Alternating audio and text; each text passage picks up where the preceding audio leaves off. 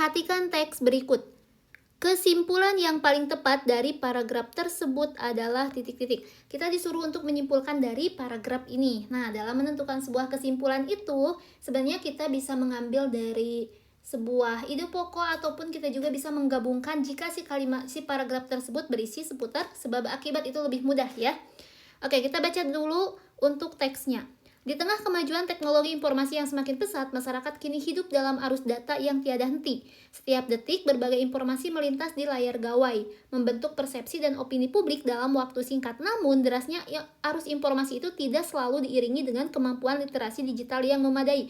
Nah, berarti permasalahannya ada di kalimat yang ini. Derasnya arus informasi itu tidak diiringi dengan kemampuan literasi digital yang memadai. Itu adalah sebuah permasalahannya. Banyak individu menerima kabar tanpa memverifikasi sumbernya, bahkan ikut menyebarkannya tanpa berpikir panjang. Akibatnya, berita bohong, manipulasi, opini, dan informasi menjadi fenomena yang sulit dikendalikan. Ini adalah sebuah akibat dari permasalahan yang tadi ya. Sementara itu, sebagian masyarakat yang mulai sadar akan pentingnya memilah informasi justru terjebak dalam kelelahan digital akibat paparan data yang berlebihan.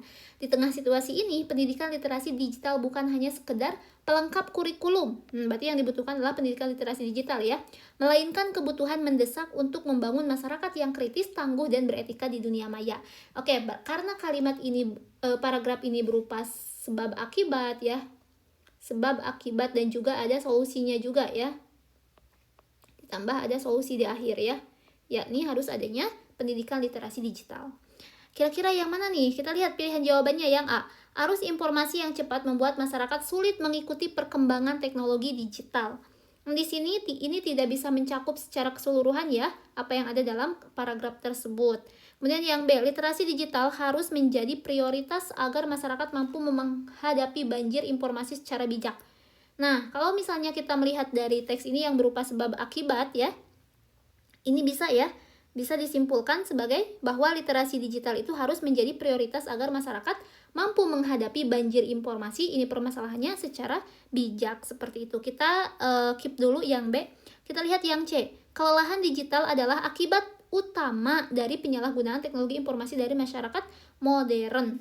Ini tidak tepat ya, karena tidak mencakup secara keseluruhan. Bahkan di sini tuh kan ada sebab akibat dan juga ada solusinya. Seharusnya si kesimpulan itu mencakup tuh si solusinya tuh apa gitu. Kemudian yang D, pendidikan literasi digital tidak memiliki peran penting dalam penekanan penyebaran hoaks. Nah, apalagi ini salah ya, karena di sini menyebutkan tidak memiliki peran penting, padahal justru memiliki peran penting.